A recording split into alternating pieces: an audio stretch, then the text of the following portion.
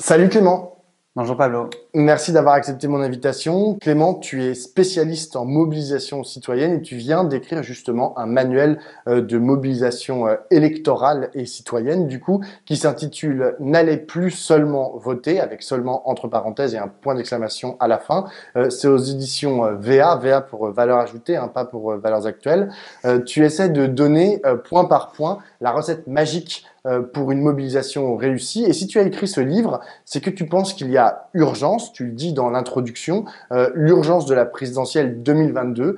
Il nous reste 200 jours, écris-tu, mais tu penses que 200 jours, c'est suffisant pour construire une force politique capable de prendre le pouvoir à la prochaine élection présidentielle? Alors il reste encore moins que 200 jours aujourd'hui, donc heureusement que 200 jours c'est suffisant. 100 jours c'est suffisant. Globalement, l'idée c'est pas tant de savoir quelle est la durée qu'on a, mais quel est le taux de contagion qu'on a.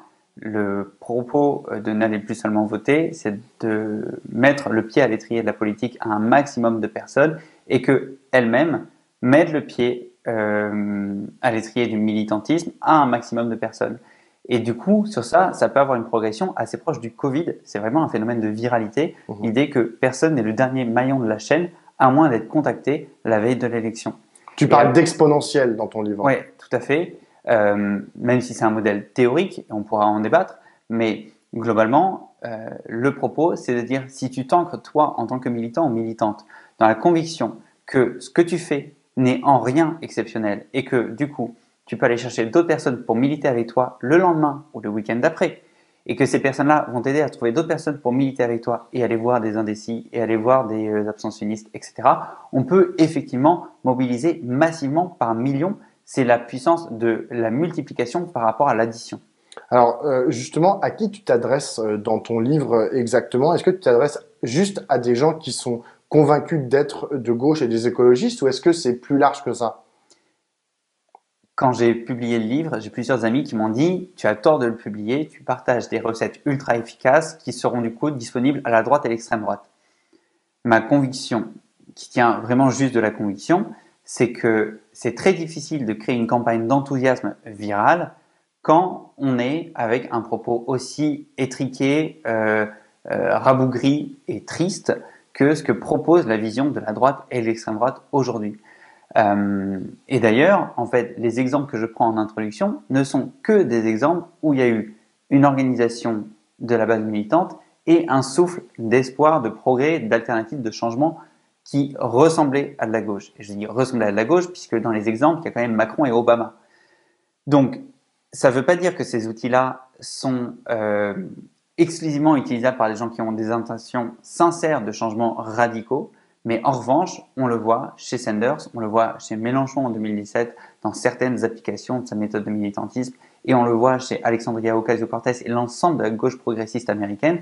Quand on a un programme radical et qu'on a une organisation militante forte, on arrive à avoir des résultats électoraux inattendus et souvent des victoires. Rapidement, qu'est-ce que tu leur dis? Qu'est-ce que tu dis en fait à quelqu'un qui n'est pas militant, pas encore militant? Par quoi est-ce que il doit commencer si voilà quelqu'un qui a juste des aspirations de gauche et écologiste a envie de s'impliquer dans cette campagne présidentielle? Il doit commencer par quoi? La première proposition, c'est de reprendre la conversation seul à seul et de ne pas se limiter à du partage sur les réseaux sociaux ou du grand débat en famille ou en collectif. Non, ce qui est très intéressant, c'est à quel point la conversation seul à seul permet de déjouer plein d'éléments qui sont problématiques dans notre vie et dans le conflit politique français aujourd'hui. Le premier, c'est que quand on est dans une discussion seul à seul, on peut réellement se mettre à l'écoute de l'autre et lui demander, typiquement à la primaire populaire, la première question qu'on pose aux gens à qui on veut proposer de signer pour la primaire populaire, c'est qu'est-ce que vous voulez voir changer, vous, l'an prochain, quand on va changer de président? Cette question, si tu la poses à une salle entière, finalement, tout le monde se déresponsabilise, personne ne se sent vraiment concerné, personne ne va répondre dans ses tripes. Quand tu la poses à une personne à la fois, c'est impressionnant le déclic que ça fait chez cette personne. Donc ça, c'est la première étape, reprendre la conversation et notamment l'écoute, pas seulement parler politique, mais écouter politique. Et après, proposer aux gens un passage à l'action qui est clair, net, précis. On n'est pas en train de differ un tract en disant aux gens, venez voter dans 3 mois. Non, tu as envie que ça change? Ok, nous on a une proposition, c'est de rassembler la gauche suivant ces paramètres-là, très bien. Est-ce que ça te parle? Oui. Et ben dans ces cas-là, il faut que tu rajoutes ta voix à la pétition. Ok, bien, tu l'as fait. Et après, ben, dans la foulée, on va t'appeler pour te proposer de venir faire du porte-à-porte, du recrutement en rue, du pote-à-pote, comme on dit aussi, qui sont des méthodes où on applique ça, mais avec son entourage, et qui permet de faire grandir de manière vraiment visible la pétition. C'est l'autre élément, c'est que les méthodes qu'on propose dans ce livre et qu'on applique à la primaire populaire sont des méthodes qui permettent de sentir son pouvoir d'action en tant que militant ou militante, parce que on sait à la fin de la journée combien de personnes on a fait signer. Et ça, même quand c'est un petit chiffre, c'est incroyablement gratifiant, bien plus que d'y faire un tract et de se prendre le pif avec les gens de droite. Mais c'est ça qui est un peu choquant en fait à la lecture de ton livre, de ton manuel, c'est que tu parles pratiquement jamais, si je ne m'abuse, d'idées ou de projets. Alors certes, tu dis qu'il faut prendre en considération, enfin c'est même la base en fait de l'engagement, c'est la question écologique. Parfois aussi, tu parles de la question sociale, mais tu parles pas en fait de ce que c'est que le projet. Pour toi, un militant politique, c'est juste un messager en fait de la parole des candidats, qui soient d'ailleurs présidentiels ou législatives. Il n'y a pas de participation à l'élaboration de ce projet. J'avais l'ambition que ce livre soit le plus court possible, le plus percutant possible et le plus abordable possible en prix. Ça a du coup nécessité de sabrer dans les enjeux. L'autre élément, c'est qu'à titre personnel, la seule chose dont je peux parler et qui rend ce livre, j'espère, pertinent aux yeux des acteurs politiques français et notamment des acteurs progressistes français, c'est mon expérience chez Bernie Sanders, l'application de ces méthodes. Sur tout le reste, il y a plein de gens qui ont écrit des choses fascinantes, etc. Et avant d'écrire ce livre, j'ai relu tout Solanowski, j'ai lu plusieurs livres de mobilisation à droite à gauche, enfin surtout à gauche, et je me suis interrogé, est-ce que ce que j'apporte est pertinent et nécessaire? Je suis arrivé à la conclusion que oui, j'espère que les lecteurs et les lectrices arriveront à la même conclusion, mais c'est pour ça que je ne parle pas de tout. En revanche, sur ces méthodes-là, effectivement, je crois que le livre peut faire la différence. Ça ne veut pas dire pour autant qu'il n'y a pas un fond idéologique fort à avoir, il n'y a pas de démocratie interne à avoir, et sur tout ça, j'avais pas forcément d'expérience légitime pour me sentir avec une expertise qui méritait d'être publiée. Mais est-ce que tu n'as pas peur que se concentrer uniquement sur la méthode, en fait, là, même pas de diffusion des idées, mais de la méthode, en fait, pour porter une candidature, en l'espèce, à l'élection présidentielle, il n'y ait pas un risque de dépolitisation en fait de la politique et de dépolitisation de ce que c'est que le militant. C'est un peu ce que tu disais tout à l'heure quand tu disais oui, mes potes ils m'ont dit que ça pourrait servir à l'extrême droite. C'est-à-dire que finalement les militants vont être des espèces de messagers sans vraiment trop savoir en fait quel message ils vont faire passer, puisque a priori ce que tu dis quand tu parles des fichiers téléphoniques, du porte-à-porte, etc. Tout est hyper bien cadré. Tu donnes même des exemples en fait de discussions à avoir avec les différents protagonistes, que ce soit par téléphone ou que ce soit en porte-à-porte. C'est-à-dire que on a l'impression que le militant, ça devient presque un robot en fait, un robot qui a un objectif qui est que le candidat à l'élection présidentielle gagne. C'est tout. Plein d'éléments dans ta question, j'ai essayé de ne pas en oublier. Le premier, c'est que l'élection est un moment de cristallisation politique, médiatique, militante qu'il s'agit de ne pas louper. Mais l'élection présidentielle est un prétexte et la conviction que j'ai, c'est qu'en donnant du pouvoir d'agir aux militants et militantes par ce livre et du coup leur permettre de décrocher une victoire qui aujourd'hui apparaît comme improbable, voire pour certains comme impossible, alors que ça n'a aucun sens de dire quelque chose est impossible en politique, ça va permettre de dégager un souffle qui, dans la foulée de l'élection, va nous permettre de nous structurer en mouvement social pour faire pression. C'est la grande erreur de 81 et 2012, on n'a pas fait pression sur le candidat élu, alors qu'en 36, c'est ça la force du Front populaire et du Front syndical qui lui a succédé, c'est que le Front syndical n'attend pas que le Front populaire mette en œuvre la mesure, il lui tient la culotte. Ça, c'est une réflexion qu'il faudra qu'on ait en février-mars, quand on va sentir la victoire au bout du doigt, et où on va du coup se demander comment on fait pour avoir des relais partout en Europe pour être sûr que le narratif médiatique international ne soit pas la France est folle dans sa transition écologique radicale et sociale et isolé. Non, non, non, il faut qu'on ait des groupes locaux partout en Europe et il faut que nous, en France, on arrive à passer d'un mode de mobilisation électorale à un mode de mobilisation du mouvement social structuré, organisé, efficace. Pareil, le bouquin, il fait 120 pages. J'ai pas, mais en revanche, je le dis à la fin d'un épilogue que l'élection n'est qu'un prétexte, n'est qu'une première étape. Ça, c'est le premier point. Le deuxième point, c'est que je te propose de le faire. Je te propose de l'appliquer avec toi, autour de toi, et tu te rendras compte qu'en fait, cette conversation, parce qu'elle te met en posture d'écoute de l'autre, elle donne des frissons aux gens. Et je connais très peu de gens qui utilisent, d'ailleurs, en fait, je crois sincèrement, depuis, on a proposé à des milliers de bénévoles de l'utiliser, cette technique de conversation. Et il n'y en a pour l'instant pas un seul qui nous a dit c'est vraiment nul à chier, je préférais militer comme avant à donner des tracts et à m'engueuler avec les militants en face. Alors si ça se trouve, j'ai un biais d'échantillonnage, mais ce qui est sûr, c'est que pour le moment, j'ai vraiment le sentiment que cette approche, elle redonne du pouvoir d'agir. Peut-être que je vais trop dans le détail dans les exemples dans le livre, c'est une manière d'illustrer. Après, l'idée, c'est que on te propose pas de reprendre mot à mot ce qu'on fait. On te propose de remettre de prendre la structure et de te l'approprier. Alors, tu l'as dit, Clément, tu es très investi dans la primaire populaire, qui est une plateforme qui a décidé d'essayer de trouver un candidat commun ou une candidate commune pour la gauche et les écologistes pour la présidentielle 2022. Pour l'instant, il y a 10 candidats, 5 femmes et 5 hommes, qui ont été plébiscités par plus de 160 000 participants. Le vote pour déterminer lequel sera le ou la candidate aura lieu en janvier, mais auparavant, il faut qu'ils acceptent de participer. Et dans les candidats et candidates potentiels à ce stade, il y a des insoumis comme Clémentine Autain ou François Ruffin, il y a des candidats déjà déclarés comme Yannick Jadot et Jean-Luc Mélenchon, ou encore l'ancienne garde des Sceaux, Christiane Taubira. Tous ces gens-là, on ne voit pas très bien comment ils pourraient accepter de participer du processus de la primaire populaire en janvier. Est-ce que toi, tu penses encore aujourd'hui qu'ils pourraient accepter d'ici la fin du mois de novembre ?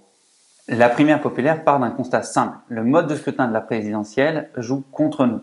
Parce que, comme il est débile, puisqu'on n'a qu'un seul bulletin de vote, quel que soit le nombre de candidatures, on est beaucoup plus serein d'arriver au deuxième tour quand on a une candidature de rassemblement forte. D'autant plus dans un contexte où, contrairement à 1981, l'extrême droite est très haute. Et du coup, garantit de truster une des deux places du deuxième tour. Ou en tout cas, voilà, on a des opposants face à nous qui sont très hauts. Donc, on a le devoir de, si on veut gagner, de se rassembler. D'ailleurs, l'exemple de 2002 et de 2017 le prouve, quand la gauche est éclatée, elle perd. Du coup, notre but, c'est de dégager une candidature de rassemblement qui soit incontestable et qui puisse, du coup, emporter l'élection. Sur cette base-là, on s'y est pris en 3 étapes. On a fait un socle commun des idées avec les partis, avec 10 mesures de rupture fortes. L'autre élément, c'est que nous, on voulait montrer qu'il y avait une base commune de discussion et qu'après, finalement, on pouvait trancher les dissensus différemment. Pourquoi il y a 10 candidats? C'est parce que ça nous semblait intéressant de réinterroger l'absolue nécessité des candidats autoproclamés pour certains ou désignés par des partis, alors que les partis aujourd'hui représentent quelques dizaines de milliers de personnes, alors qu'on va demander à 8 millions d'individus de se prononcer. Donc, nous, on a proposé une émergence citoyenne de candidature, c'est pour ça qu'il y a ce top 10. Néanmoins, aujourd'hui, dans les 10 personnes que tu as citées, il y en a 3 qui sont officiellement candidats et qui sont pour le moment assez récalcitrants à la démarche, mais qui sont des hommes et femmes politiques qui savent que les lignes bougent et qui vont du coup pouvoir bouger dans leur position à cet égard. Et les autres ont une bienveillance assez claire. On a eu à notre soirée Vivement un front populaire et écologique jeudi dernier, Christiane Taubira, François Ruffin, Clémentine Autain, qui ont pris la parole en disant qu'ils trouvaient que notre démarche était juste, était sincère, était probablement idéaliste et atypique, mais qu'elle était sérieuse.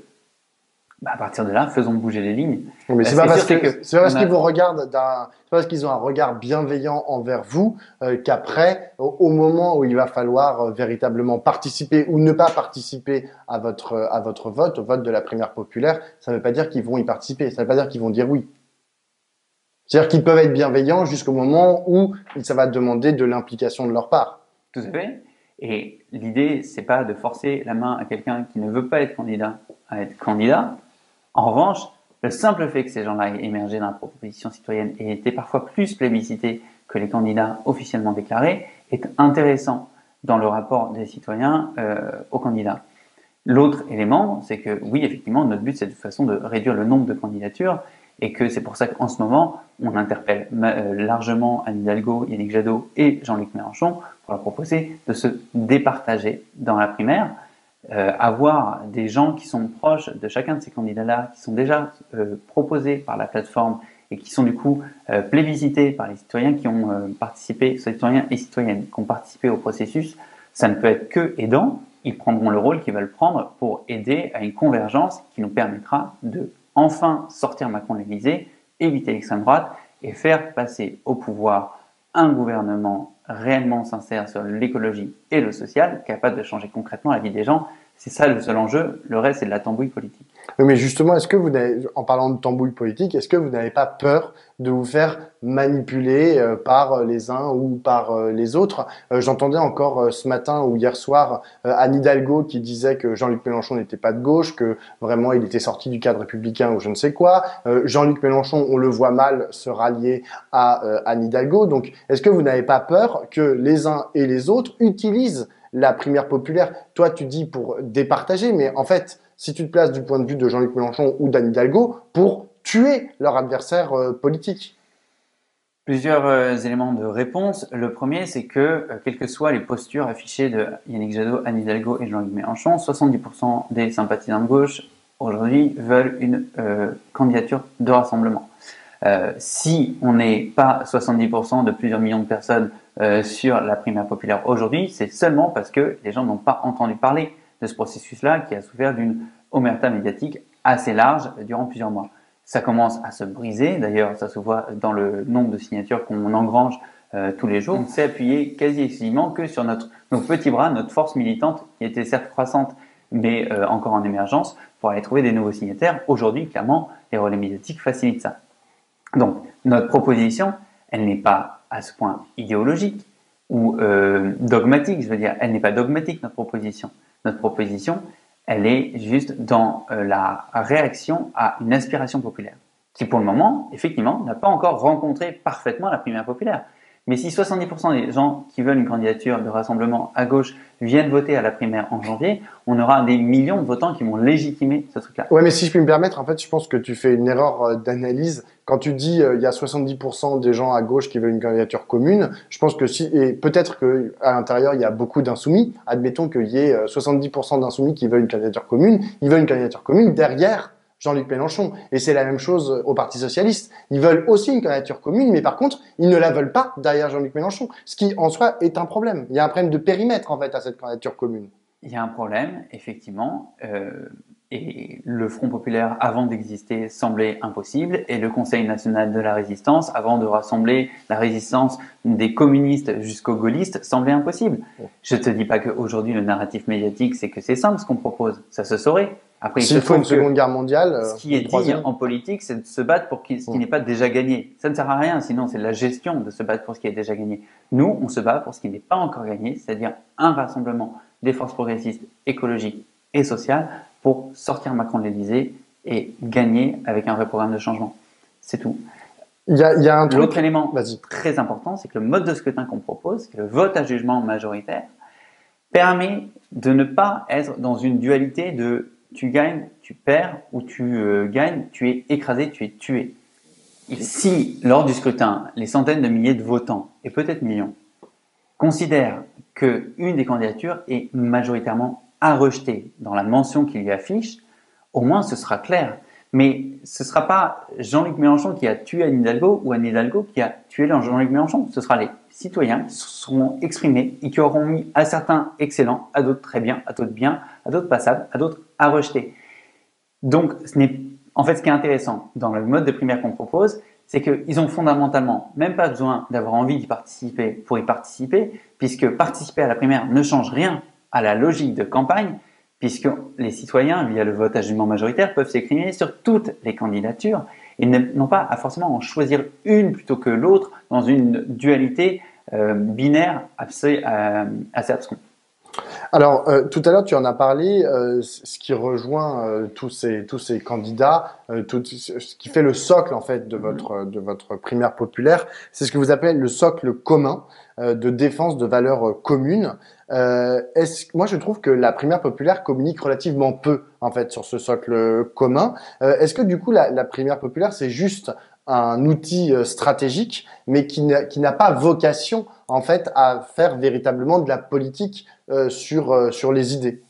La primaire populaire est un mouvement qui a 6 mois, qui a une équipe d'une grande qualité, d'une grande diversité et de plus en plus nombreuse, mais qui est limitée dans ses moyens et dans son expression publique. Si on avait autant de champs médiatiques qu'Éric Zemmour, on pourrait parler à la fois de la richesse du socle commun, de la pertinence du processus de candidature, de l'intelligence du mode de scrutin et des méthodes formidables de mobilisation qu'on utilise.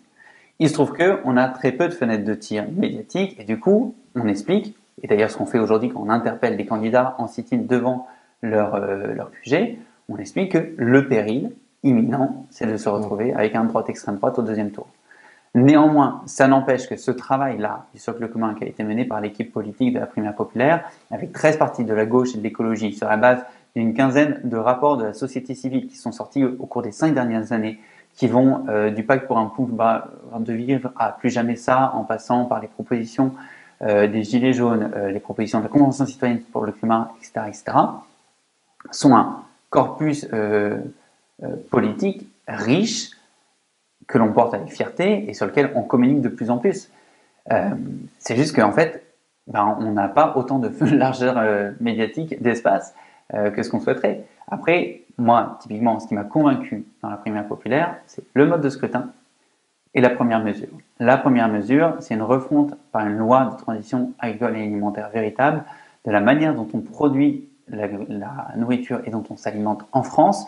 Je trouve ça très intéressant. Pourquoi? Parce que ça permet de repolitiser un geste triplement quotidien pour les gens qui ont la chance de pouvoir manger 3 fois par jour et qui, du coup, peut remettre du sens dans la politique au quotidien des Français en quelques mois.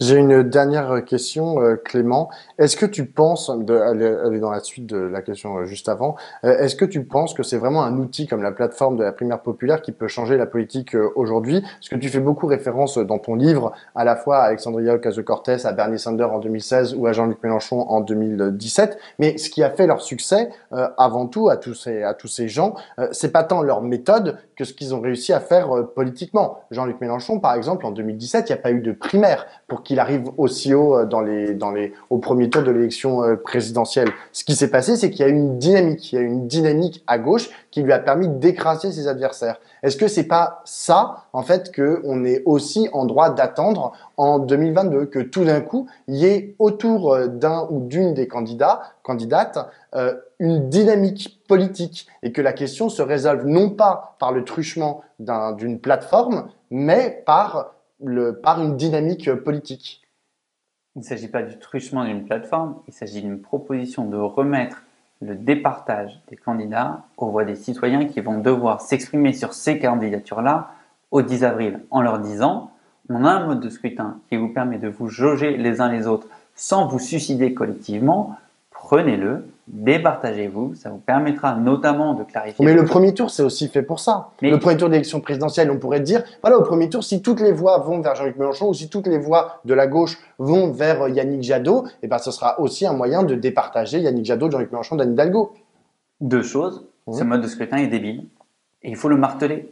Et c'est un truc qui n'est pas assez interrogé par les acteurs politiques. Le mode de scrutin de la présidentielle où on n'a qu'un seul bulletin pour départager un nombre plus grand que 2 de candidatures est stupide. Et donc, c'est accepter de jouer les mains dans le dos que de se remettre à ce scrutin.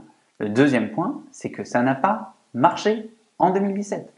Et que, personnellement, je fais des insomnies à l'idée qu'on ne repasse pas au deuxième tour et que je refuse d'attendre le 10 avril pour reprendre la NUCAM. Et aujourd'hui, ce qui fait que j'ai des insomnies et qu'on est des milliers à avoir des insomnies, c'est qu'il y a 11 millions de personnes en France qui se retrouvent à choisir entre se chauffer et se nourrir 3 fois par jour, qu'il y a une urgence à ne pas perdre 5 ans de plus pour enclencher la bascule de décarbonation et de sobriété énergétique de notre société, et que la démocratie a été tellement abîmée au cours des 20 dernières années qu'il y a quelque chose d'assez suicidaire à croire qu'on peut se permettre de perdre 2022 et que 2027 existera. Je ne crois pas qu'il y aura à nouveau une élection présidentielle en 2027, soit parce qu'on a gagné et qu'on a changé le mode de scrutin, soit parce qu'il y aura eu des effets de rupture dans notre démocratie qui feront que, de toute façon, cette présidentialisation n'aura plus aucun sens. Merci beaucoup Clément. Je te remercie.